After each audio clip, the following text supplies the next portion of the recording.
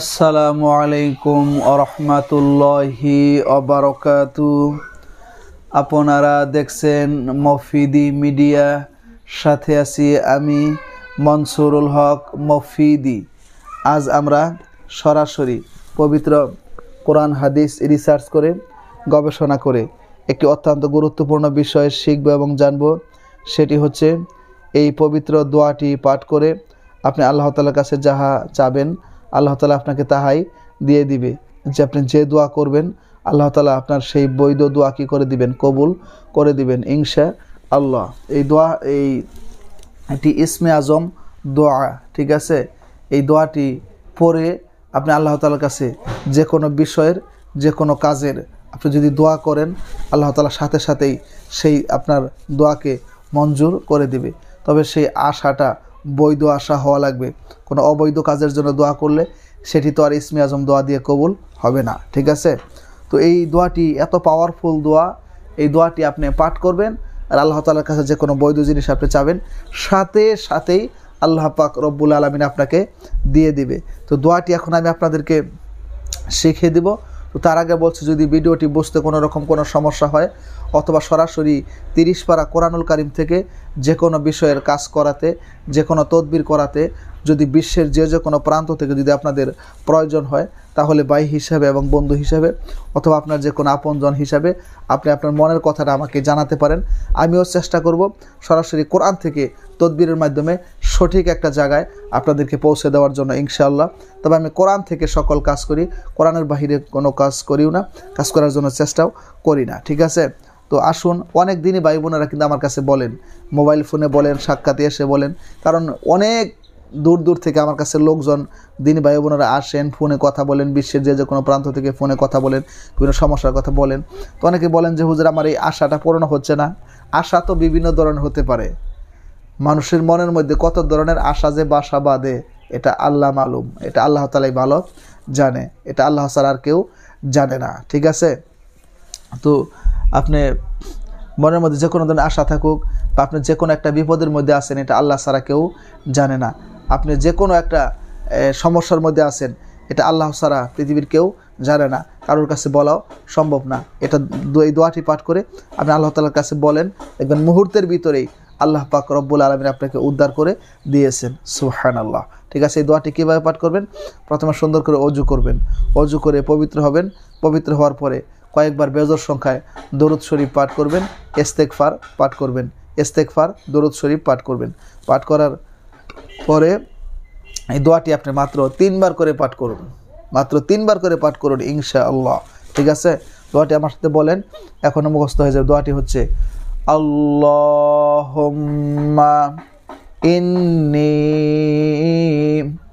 আশহাদু ইন্নাকা আনতাল্লাহুল্লাযী লা ইলাহা ইল্লা আনতাল আহাদুস সামাদুল্লাযী লাম ইয়ালিদ ওয়া লাম ইউলাদ ওয়া লাম ইয়াকুল লাহু কুফুয়ান আহাদ। আবার বলছি, দোয়াটি একটু কষ্ট করে আপনারা মুখস্থ করে নেন। আল্লাহুম্মা ইন্নী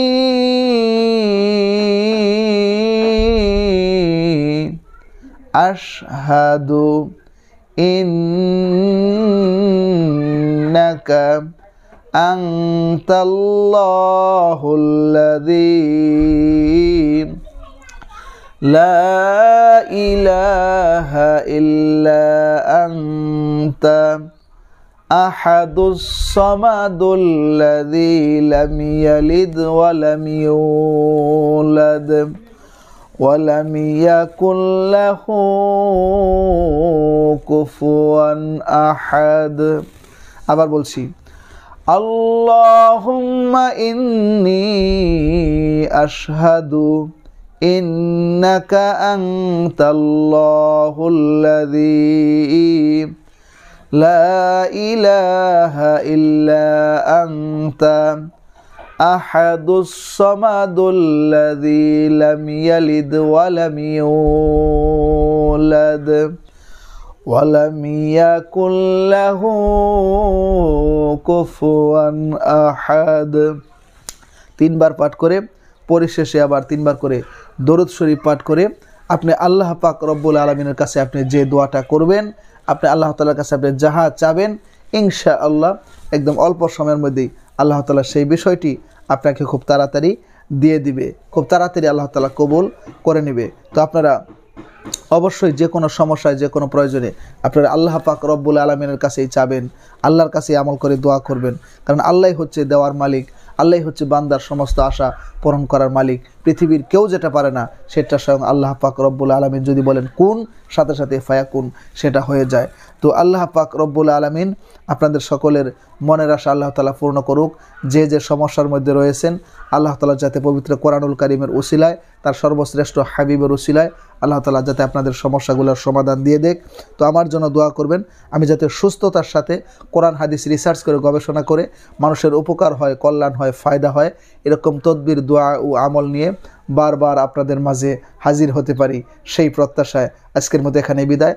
আল্লাহ তাআলা যদি সুস্থ রাখে, সুন্দর রাখে, ঈমান ও ইসলামের সাথেই যদি আল্লাহ তাআলা রাখে, কোরআনুল কারীমের সাথেই যদি আল্লাহ তাআলা রাখে, তাহলে মানুষের উপকার হয়, কল্যাণ হয়, এরকম ভালো কিছু দোয়া ও আমল নিয়ে আপনাদের মাঝে আমি মনসুরুল হক মফিদি হাজির হয়ে যাব, সেই প্রত্যাশায়। আসসালামু আলাইকুম ওয়া রাহমাতুল্লাহি ওয়া বারাকাতুহু।